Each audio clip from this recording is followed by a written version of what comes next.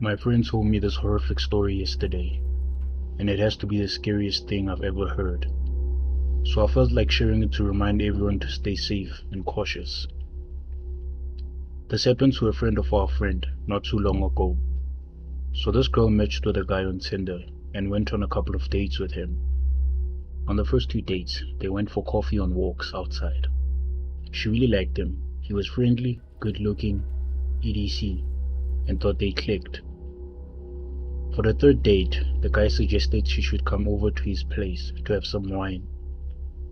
She agreed because at this point she felt safe and comfortable enough to do so. So the time comes, and she goes over to his place and he pours her a glass of wine. Things seem to be going well. They joke around and enjoy a nice talk. After a while, she starts feeling funny. Now luckily this girl had already been roofied once before, so she immediately recognized the effects once they kicked in. She was extremely clever in this situation and pretended to be feeling fine. She told him as cheerfully, energetically as possible that she was quickly going to use the toilet, as to seem like nothing was off. Once she was in the toilet, she locked the door and immediately called the police. She told them she was drugged, locked in the toilet, and they needed to come and get her out of there. Pretty soon after she passes out, she finds herself at a police station, surrounded by cops, but still very much drugged that she kept sliding in and out of consciousness. All she remembered was the police putting a bag over her head as they carried her out of there.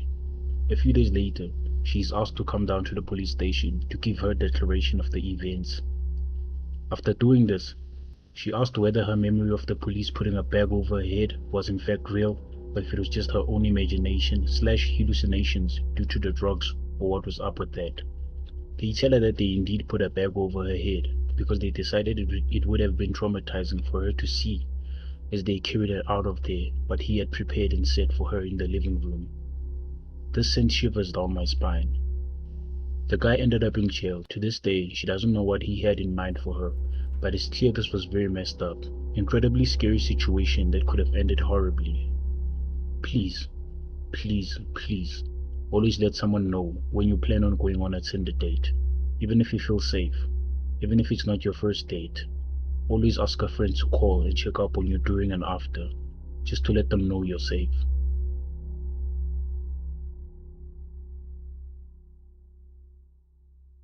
I worked in a sushi restaurant all during college, and this attractive guy and his friend comes in during our dinner rush. I'm running around like crazy, but manage to give them good service, and they both tip extremely well. After the shift, I'm at home drinking beer and mindlessly swiping on Tinder, trying to recover from all the craziness of the night. And then the guy I saw at work pops up on my Tinder. He had a very distinctive face, and to be honest left a memorable tip. I swipe right and then pass the fuck out. The next day I wake up to find out we matched, and he had sent some pretty sweet messages. We get to texting, and it turns out he's only into town for business. He asked me out for dinner at a super expensive nice restaurant, which I'm very wary about. But through a mix of mimosas and bad advice from my roommates, I agreed to meet up later that night. He's super weirdly insistent on picking me up, and I finally had to tell him I'd cancel if I couldn't drive myself to this date. He backs down, so we meet at this expensive French restaurant. He proceeds to order a $200 bottle of wine, lobster, etc. and just spends so much fucking money. Like with tip and everything, I'm sure the meal had to have been around $600. Conversation starts out normal, but as he drinks more, I find out he's married, but supposedly in an open relationship. I don't believe him, so he calls his wife right there and sends her my pics. She's apparently bi and into girls. I hear her tell him to invite me for a threesome at her home in Cancun. It was immediately red flags everywhere. Once he's off the phone, I ask him how he gets all this money and affords his lifestyle.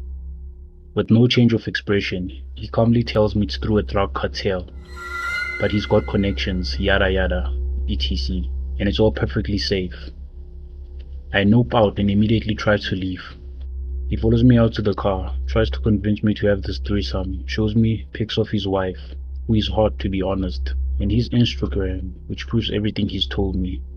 I'm just trying to leave, and he tells me I at least owe it to him to go back to his hotel room since he has spent so much on dinner. Then he tries to force me to kiss him. I manage to get away, but at this point I'm terrified he's going to try to follow me home. So I drive around for a while, then spend the night at my friend's, so he can find out where I live. Deleted Tinder that day with no regrets. Looking back, I feel like that night might have been part of a human trafficking scam. Maybe just the one of a crazy dude, but it definitely could have been a part of something much more worse.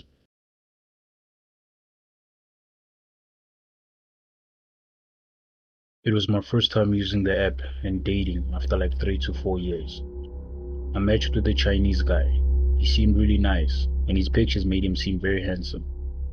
We talked for about a week, pretty consistently, and I liked him a lot from text. When he asked me to meet up with him, I said of course. We met, and he was nothing like his pictures.